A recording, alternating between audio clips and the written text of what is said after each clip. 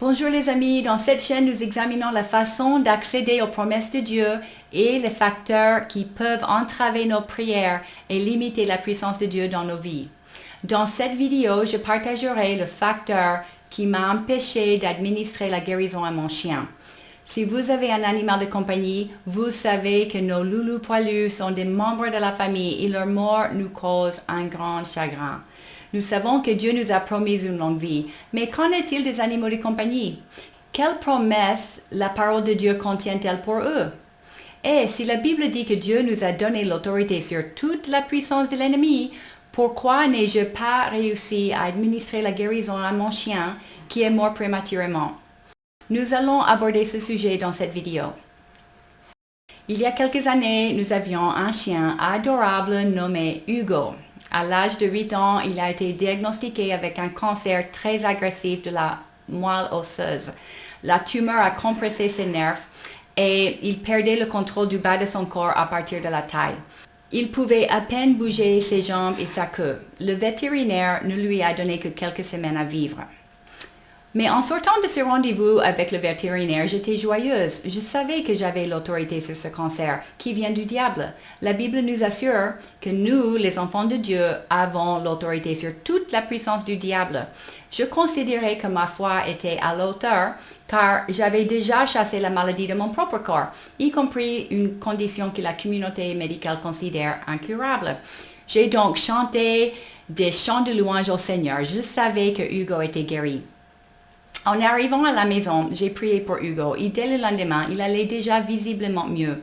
Il a couru et il a remué la queue, chose qu'il n'était pas capable de faire la veille.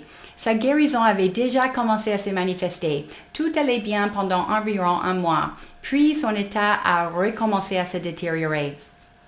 Et le diable a profité de cette occasion pour semer le doute en moi.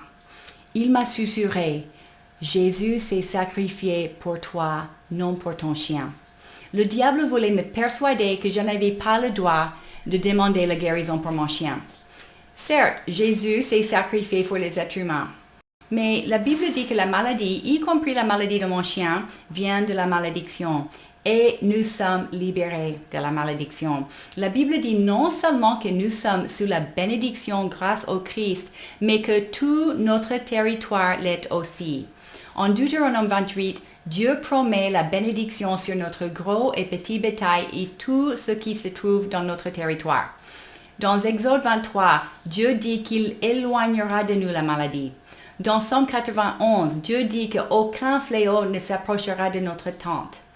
Nous savons de l'Exode 9 que lorsque Dieu a frappé le bétail des Égyptiens d'une mortalité importante, pas une seule bête des troupeaux d'Israël n'était morte. J'étais au courant de toutes ces promesses et je savais qu'elles étaient vraies.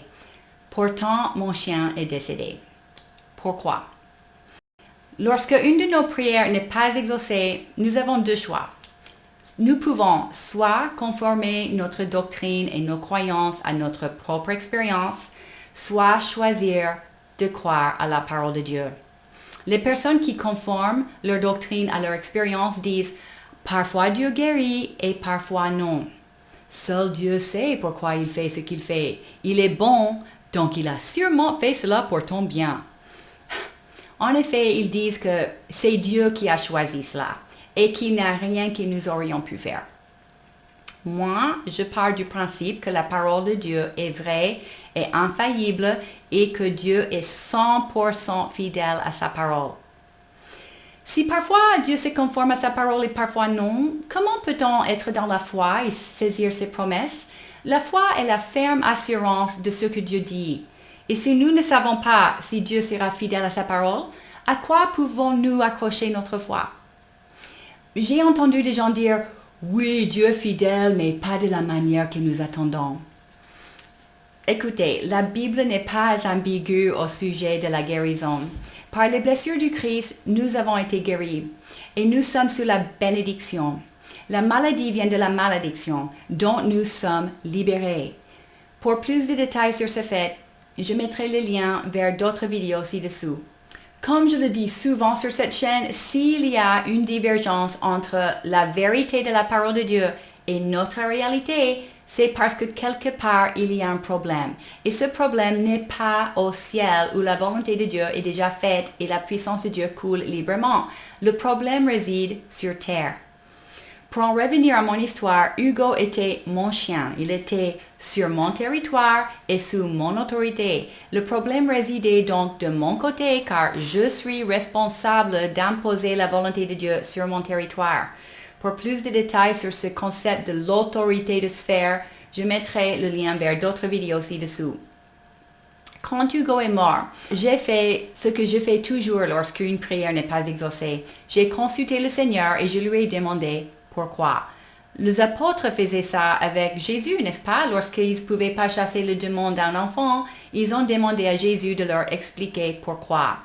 Nous devons faire la même chose. Dieu veut que nous comprenions comment son royaume opère pour que nous puissions bénéficier pleinement de la victoire qu'il a achetée pour nous avec le sang de son Fils bien-aimé. Dans cette chaîne, nous avons parlé de plusieurs facteurs qui peuvent entraver nos prières. Nous avons parlé de la taille de notre foi, de l'activation de notre foi. Nous avons parlé de la présomption, du fait d'être sorti de notre territoire et d'autres choses. Je mettrai le lien vers ces vidéos ci-dessous. Dans le cas avec Hugo en particulier, la réponse que Dieu m'a donnée m'a surprise. Dieu m'a dit que j'étais un bon serviteur, mais que j'avais besoin de comprendre ce que cela signifiait d'être sa fille. Et cela m'a surprise car je pensais avoir bien compris que j'étais sa fille. Mais après réflexion, je me suis rendu compte que je ne comprenais pas très bien sa signification. Pour être sincère, je croyais qu'être une bonne fille et un bon serviteur étaient la même chose. Je me suis dit, un bon enfant, ce n'est pas un enfant qui obéit à ses parents. Il m'a fallu du temps pour comprendre, mais cette idée qu'il faut obéir pour être un bon enfant est du légalisme. Larousse définit légalisme ainsi: attitude consistante à faire prévaloir sur toute autre considération le respect du droit. Dans un contexte chrétien, le légalisme consiste à essayer de nous justifier par la loi de Dieu. Être justifié signifie d'être déclaré innocent aux yeux de la loi. Bien sûr que Dieu veut que nous mettions en pratique ses instructions. En fait, en Jean 15, Jésus dit que ses amis sont ceux qui lui obéissent. Un bon serviteur obéit à son maître. Nous voulons être les serviteurs et les amis de Dieu. C'est évident. Mais les enfants sont des enfants par naissance. Jean chapitre 1 dit, « Mais à tous ceux qui l'ont accepté, à ceux qui croient en son nom, elle a donné le droit de devenir enfants de Dieu, puisqu'ils sont nés non du fait de la nature, ni par une volonté humaine, ni par la volonté d'un mari, mais qu'ils sont nés de Dieu. » Nous sommes les enfants de Dieu par naissance et non par obéissance. Nous sommes descendus d'Adam, mais lorsque nous donnons notre vie à Jésus et sommes libérés du royaume de ténèbres et transportés dans le royaume de Dieu, nous vivons une seconde naissance par laquelle nous sommes nés de Dieu. Nous acquérons la seconde naissance par l'acte de Jésus-Christ sur la croix. Il a pris notre place sur cette croix et a endossé la responsabilité du péché pour nous en libérer. C'est uniquement grâce au sang de Jésus-Christ versé pour nous que nous pouvons devenir les enfants de Dieu. Ce n'est pas par mérite. Ce concept est difficile à comprendre parce que nous avons tous grandi dans le monde maudit. Et dans le monde, nous sommes habitués à acquérir les choses par mérite. Nous méritons de bonnes notes à l'école. Nous méritons une récompense de la part de nos parents si nous faisons nos corvées. Nous décrochons l'emploi si nous sommes le meilleur candidat. Et nous gagnons une compétition si nous avons la meilleure performance. Dans la culture païenne, le Père Noël évalue les enfants selon leur mérite et il distribue les cadeaux de Noël uniquement aux enfants qui se comportent bien. En revanche, la santé spirituelle et le droit de devenir les enfants de Dieu est un cadeau de Dieu. Nous ne pouvons rien faire pour le mériter. Une fois que nous sommes ses enfants, nous sommes les héritiers de tout son royaume. Romains 8,17 dit, « Or, si nous sommes enfants, nous sommes aussi héritiers. Héritiers de Dieu et co-héritiers de Christ, si toutefois nous souffrons avec lui afin de prendre aussi part à sa gloire.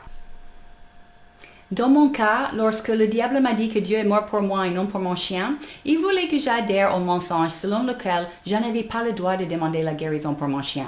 Et même si je savais intellectuellement que c'était pas vrai, ce mensonge résonnait avec une croyance que je gardais au fond de mon cœur. Et je ne pouvais pas m'empêcher de me sentir coupable pour avoir prié pour mon chien. Je connaissais une personne qui, au moment même où je priais pour mon chien, priait pour sa maman qui luttait pour sa vie à l'hôpital. Et cette voix de condamnation m'a dit, « Comment peux-tu prier pour un chien alors qu'il y a des personnes dans le monde qui ont des problèmes bien plus graves? Ne dois-tu pas plutôt prier pour eux? » Cette voix me disait, « Dieu n'a-t-il pas déjà fait assez pour toi?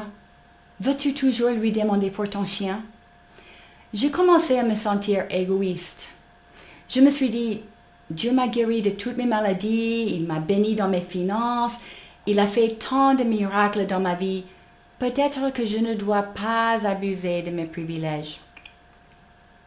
Dans Marc chapitre 4, Jésus explique que ce genre de fausses croyances étouffe la parole de Dieu et l'empêche de porter de fruits dans nos vies. Ce mensonge que je croyais au fond de mon cœur, en effet, me disait que je ne le méritais pas. Je pouvais demander un certain nombre de choses à Dieu, mais pas plus. Avec le recul, c'est facile de voir comment cette croyance entravait ma prière. Je ne priais pas dans la foi. Oui, je voulais que Hugo soit guéri et je savais que Dieu m'a libéré de la malédiction et qu'il m'a donné l'autorité sur la puissance de l'ennemi. Mais il y avait une croyance bien enracinée dans mon cœur qui me disait qu'avec cette prière-là, je demandais trop. Elle était hors de ma portée. Regardons ce que la Bible dit dans Proverbe 26, verset 2. Comme l'oiseau s'échappe, comme l'hirondelle s'envole, ainsi la malédiction sans cause n'atteindra point. La malédiction ne peut pas nous atteindre sans cause. Autrement dit, si la malédiction se pose sur nous, il y a une cause. Et dans mon cas, c'était à cause du légalisme. Regardons ce que la Bible dit sur le légalisme dans Galates chapitre 3. Car tous ceux qui s'attachent aux œuvres de la loi sont sous la malédiction. Car il est écrit, maudit est quiconque n'observe pas tout ce qui est écrit dans le livre de la loi et ne le met pas en pratique. Et que nul ne soit justifié devant Dieu par la loi, cela est évident, puisqu'il est dit, le juste vivra par la foi. Ici, l'apôtre Paul explique que si nous vivons selon la loi, nous sommes sous la malédiction. Car quiconque n'observe pas tout ce qui est écrit dans la loi est maudit. Et c'est évident que c'est impossible d'observer à la perfection la totalité de la loi. C'est pour cela qu'il est impossible d'être justifié par la loi. Nous pouvons uniquement être justifiés par la foi en Jésus-Christ qui a payé le prix de nos péchés par son sang. Quand nous plaçons notre foi en Jésus-Christ et sommes justifiés par son sang, nous entrons dans le royaume de Dieu et nous devenons les co-héritiers avec Christ de tout ce que Dieu possède. Nous avons un accès illimité à toutes les promesses de Dieu par naissance, pas par mérite. Le légalisme est difficile à repérer car il peut ressembler à la humilité. Nous avons la croyance pervertie selon laquelle il est orgueilleux ou égoïste d'attendre des grandes choses de Dieu. Mais au contraire, c'est tout à fait normal d'attendre d'un grand Dieu des grandes choses qui de toute façon nous sont déjà données. Elles nous appartiennent déjà. Le légalisme se manifeste sous de nombreuses formes. Par exemple, il y a des gens qui n'osent pas demander la prospérité à Dieu et se limitent à demander uniquement ce dont ils ont besoin pour survivre. Ou bien, il y a des personnes qui n'osent pas demander la guérison totale. Au lieu de cela, ils demandent uniquement que leur maladie ne soit pas douloureuse ou trop encombrante. Quand Dieu m'a montré que je ne comprenais pas la signification d'être sa fille, j'ai passé beaucoup de temps à méditer sur les promesses de Dieu concernant mon identité en Christ et le fait que je suis rachetée par le sang du Christ et rien d'autre. Maintenant, si le diable essaie de me dire que je ne mérite pas quelque chose, je réponds, il est vrai que je ne la mérite pas, mais cela est hors sujet. J'ai cette promesse par le sang du Christ. Et maintenant, si le diable essaie de me dire qu'il est égoïste de prier pour mon chien, je réponds avec Proverbe 12:10, où il est écrit « Le juste a soin de la vie de sa bête ». Oui, les personnes justes prennent soin de leurs animaux. Ce n'est pas égoïste. En fait, ce n'est jamais égoïste de saisir une promesse de Dieu. Si j'ai voulu partager mon expérience avec vous, c'est pour vous encourager à ne pas gaspiller vos épreuves, vos déceptions et vos prières non exaucées. Elles représentent une excellente opportunité d'apprendre, de grandir et nous approcher de Dieu. Cette expérience avec Hugo a testé les limites de ma foi et m'a permis de découvrir une croyance que j'ai gardée dans mon cœur, dont l'existence j'ignorais. Une prière non exaucée sert à éclairer les mensonges auxquels nous croyons.